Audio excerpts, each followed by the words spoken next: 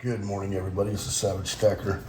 All right, so I've been having conversations lately with a couple guys at work, and they're interested. They're very interested in the gold and silver, but it is very hard to explain something to somebody, just on the walk to your equipment and then head to work, right? And like that 3 minute, quick conversation before you get started at work. It's hard to have give a basic outline of what we do here. And, I get questions like, well, do you think in 20 years, silver will be worth, whatever, $100 an ounce or whatever? Is it a good investment and all these things? And I'm trying to explain like, hey, if silver and gold go up by 20% in 20 years, all it's doing is keeping up with the inflated dollar. All you're doing is keeping your purchasing power from 20 years ago. That's all you're doing. And I try to explain that in a quick, fast manner that, they got to process that like, wait, what? I don't understand. And gold and silver, they go up with the cost of things and the rise of inflation. And all we're doing is holding on to our value that we spent on that, 20 years prior. And so if it looks like you make a bunch of money in 20 years, that's because the cost of everything has gone up significantly in those 20 years. And so I try to explain that to them, and then they're like, well, what do? Wait until silver and gold go super low and then buy? Like, what do? How do you get all that? I'm like, you really think, because they watched a couple videos, I'm like, you really think that I make enough money to buy all of that in one shot? And they're like, no, it just seemed like it was a lot. I said, yeah, I'm purchasing every day, every week, every month. I'm purchasing something. I am, cost averaging. I am buying something pretty much, every week. And over time it accumulates. And I try to explain that to them. And I think it started to set in. And, because this amount, not just this amount, this is just my display. I have a lot more. But to purchase all this in one shot would be a lot of money. And you would have to be saving and not spend that money on senseless, useless things along the way for quite a while. And what happens is when we start saving cash and we end up with 10 grand in our pocket or in the bank, we start thinking of things we need to do with that money. Fix our house, fix the fence, cut down that tree, buy a trailer, buy a motorcycle, buy a, whatever. We start spending it in our head fairly quickly, even if it's investing in your property or your business or whatnot. And if you already have money set aside to do those things,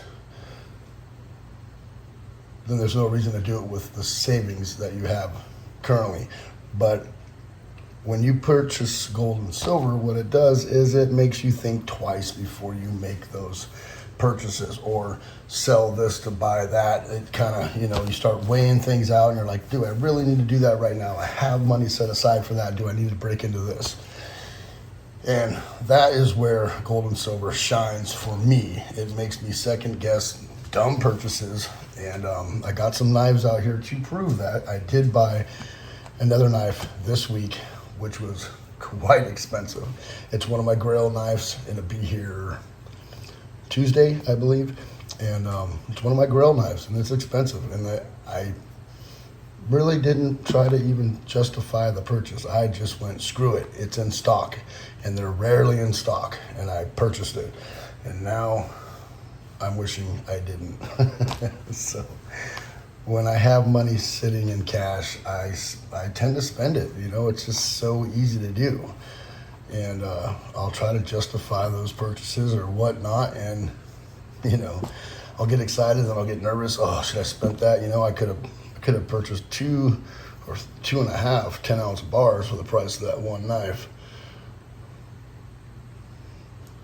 And I don't buy, I had somebody come on there and go, yeah, those things look cool, but they're probably some knockoff or Chinese this or Chinese that. Some of these are Chinese. Some of these are, but they're well-made, expensive material. And if it was American-made, it'd be 10 times the price. But some of them are not. somebody made a comment about how my Medford was probably Chinese knockoff, and that definitely is not so. And why would I have all this nice silver and gold and buy crap knives?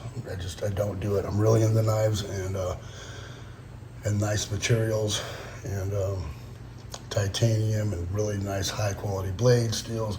So I end up spending money on really good, pieces of art, really. And but it's not going to retain its purchasing power like gold and silver is going to down the road. Some of these I could sell, some of them I can't, some of them I can trade, but is that value always going to be there? No. So I trying to hold off and buying more useless crap, because really you just need one hard-working workhorse of a knife, which is my PM2 here, Paramilitary 2 by Spyderco. That knife is probably all the knife I would ever need to do tasks. And I spend money on stuff. So if I put it in gold and silver, I am not 99.9% of the time going to go down and sell some of this to make a knife purchase, ever. I won't do that. I would never do that. So when I put it and park it in gold and silver, I usually don't spend that money. All right, so trying to find, I'm gonna write down a thing of like a quick little just skit. So when people are getting excited about gold and silver, or they're thinking about purchasing it, or what to do, or what does it mean, or what does silver and gold do for you, I'm gonna write down like a little skit that takes like 3 minutes to explain to people. That way they know and they understand and what we do here. And a lot of people are on the fence. I've met quite a few people that are on the fence of buying gold and silver, and they just don't understand what we're buying money, with fiat, really. And they don't understand it. It's like, well, why, are you collecting it? Is it just, what does it do? And I'm like, well, it keeps up with the value of pretty much everything. When the dollar inflates, when we lose value in the dollar, every year we lose 2%. Right now we're losing more. But we're gaining that by buying gold and silver. We're keeping our purchasing power. And 40 years goes by and they're like, oh my God, silver's at $50 an ounce. But you're still buying the same amount of goods and services that you would have, 40 years prior. It's just retaining its value. It's retaining its value throughout history. And that's what I try to explain to them. And you don't buy this stuff all at once. You cost average. You buy a little bit each week. You just keep stacking a little here, a little there, and make a budget and, accumulate. And over time, it ends up a lot. It's overwhelmingly a lot in some cases.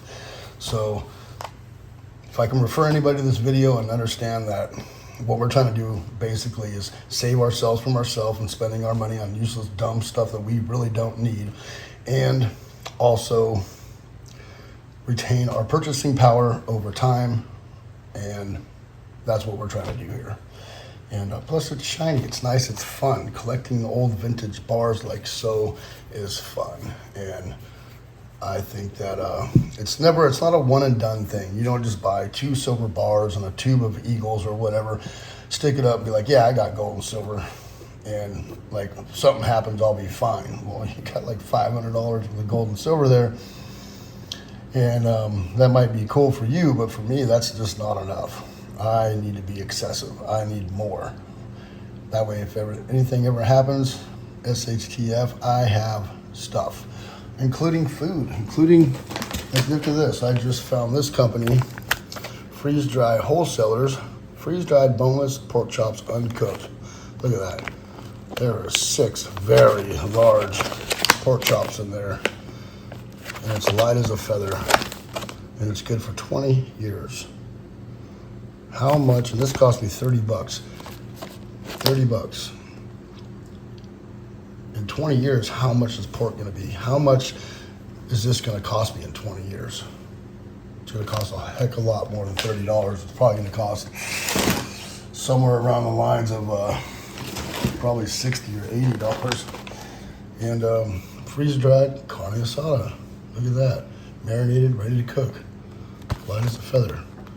It's 6.75 ounces, but it was 4 pounds when they did it. So there's 4 pounds of meat in there.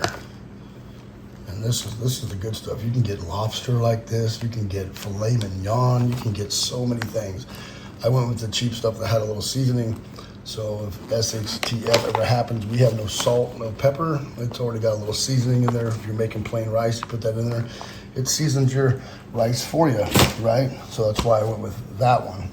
And then the pork chops, you know, I love pork chops, and they were super cheap. So I wanted to get into the freeze-dried whole meats for cheap. I wanted to get into it, check it out, and I want to be able to pop that open soon, cook it off, and see how it is.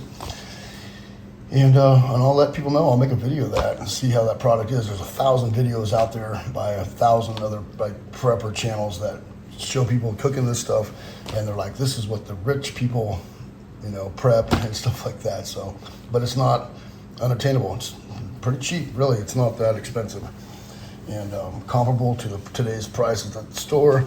And but yeah, I'm always trying to think ahead. You know, buying a little bit of meat, because most of the prepper pre-made kits, they don't have meat in them. They have like soy protein, which is garbage. And so I got some real meats. And that sound is a piece of mail that I got the other day, which brings me on to my next thing here. All right, so we covered that. So if you guys learn anything, I'm gonna refer, I'm kind of making this video for my buddies at work. If you guys learn anything, you buy a little bit of this each week.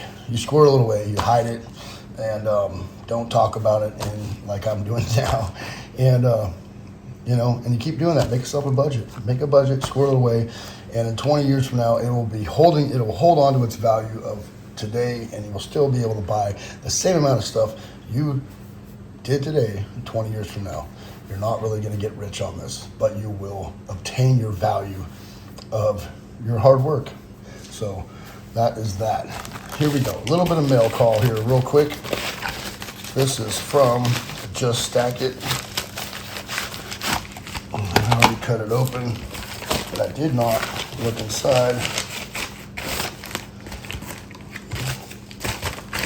It is empty. All right, let's see here. Savage Stacker. I bought these a while back and had one set aside for you. The amount of insight and help you continue to provide is greatly appreciated. Just Stack It. Thank you, brother. Appreciate it. What we got here is failure to communicate. I don't know. Let's see what we got here. We got tape. We got a box. We got a coin of some sorts. With like a little assay card. Oh, whoa, this is cool. Wow. These are cool.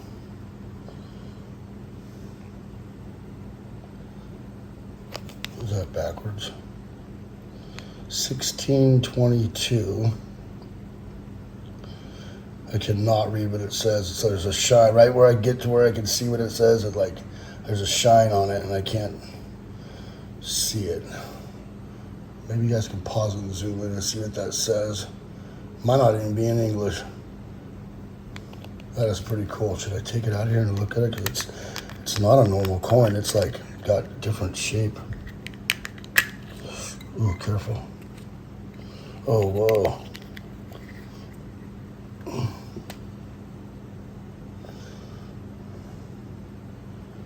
This is amazing. Almost looks like the pillar dollar. That's exactly what it looks like. The Tacha. That is pretty darn cool. Okay, let's see here. Daniel Carr, 2014, Atacha Cobb, mint, Moonline mint, mintage 12,500, catalog, blah, blah, blah, purity, 3 nines fine, weight, 27 grams, antique finish, list price, oh shit, $80. Holy wow. All right, that is pretty cool. It looks kind of like a pillar dollar or the old Spanish, the Pirate Day silver right there. That is amazing. Thank you, brother. That is awesome, dude. I really appreciate that, and you thinking of me. That just, you're a gentleman and a scholar, sir. That is cool. But do I have your sticker? Because there's no stickers in this package. Do I have your sticker? I have so many stickers. I got to go through them all. I don't even know what I got. I mean, I have like 2,000 stickers from people. That's insane. All right. Thank you, everybody, for coming by. Hopefully somebody got something out of this. It's stacking silver and gold is a very unique way of saving money, but for me it works. And I think that if we all understand that what we're doing here is just trying to save our purchasing power for the future, it would make more sense instead of think of it as an investment and that one day it's going to go to a $200 an ounce and we're going to get rich. No, if it goes to $200 an ounce, that means the dollar is worth crap, and it's going to take a whole lot, or probably $500 to get a loaf of bread, and all we've done is just saved our purchasing power with gold and silver. That's all we've done. And I'd hate to say hedge against inflation because it hasn't really done that all too well lately. I mean, it has, but it's been such a short amount of time in the last like 3 years that with inflation going on that you really can't tell what it's done because silver's going way up, came way down, and people think that it should be much higher than it is. And I don't believe so, because when I started doing this, it was like $18, $17, $18 an ounce, and that was just like almost 5 years ago, 4.5 years ago. And now it's sitting at 24, 25. I think it's done its job. It hasn't taken off to the moon, but I don't think it's going to do that. That's just not how these metals are designed, or it's just the way that the paper market is designed. People jump into the paper market, which affects this, which I don't know how it does or why it does, but it does.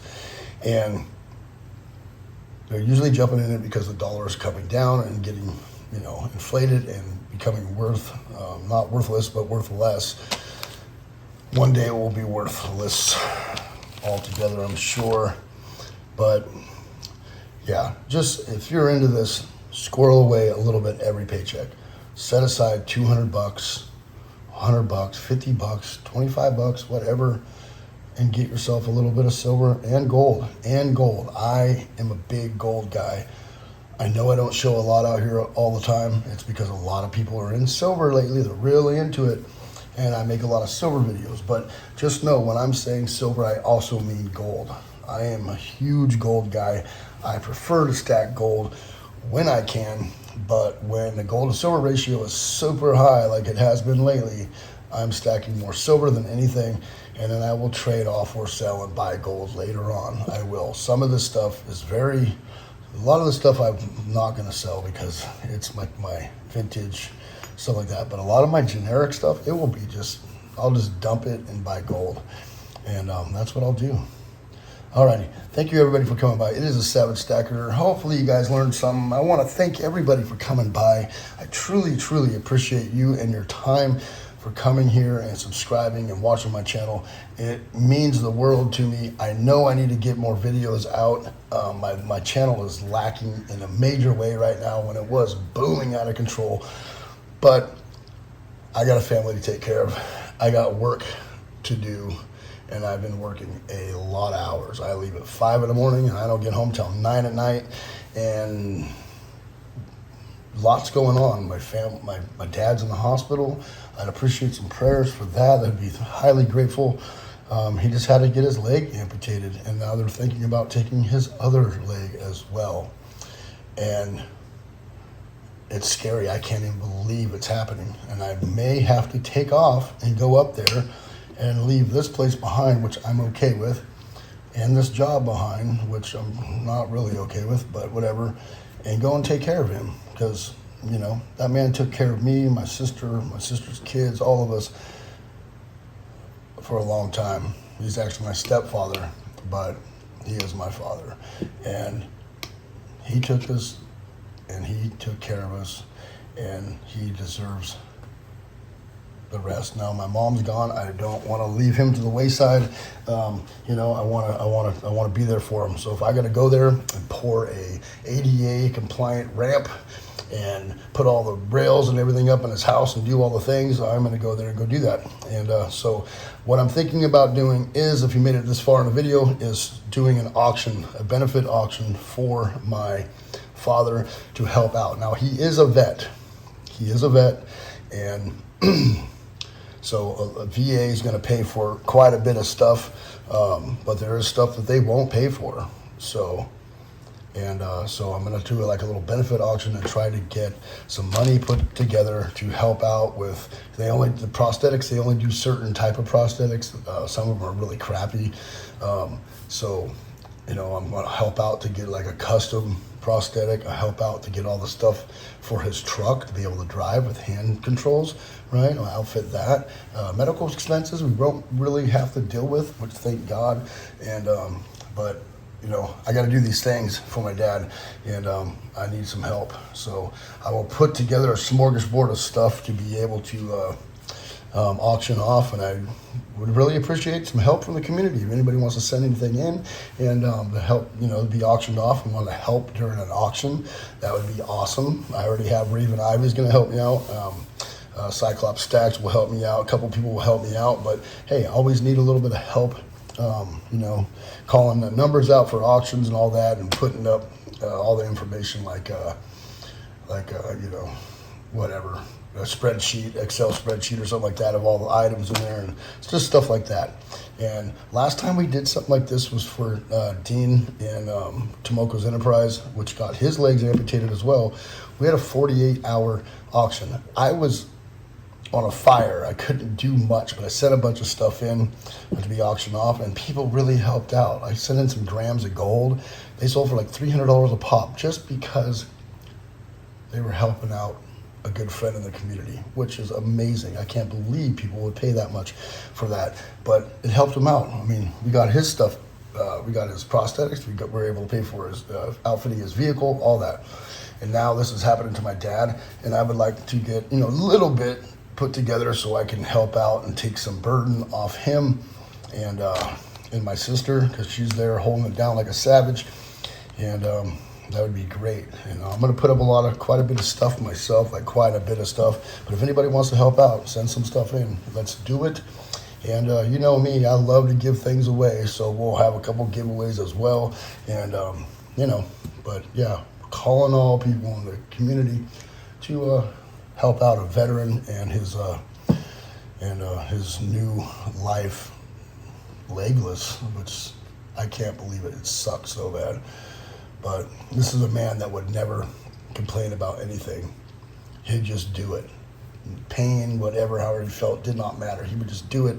So when my sister said he's got to go to the hospital, I mean, he probably should have been in there a year ago, because he doesn't complain. He just keeps chugging along. He's a strong-willed man, that guy. And so I want to be there for him. All right. Thank you, everybody, for coming by. I truly appreciate it. Remember to hit that bell icon so you get updated on my latest videos. Please rate, comment, and subscribe. Savage Stacker is over and out.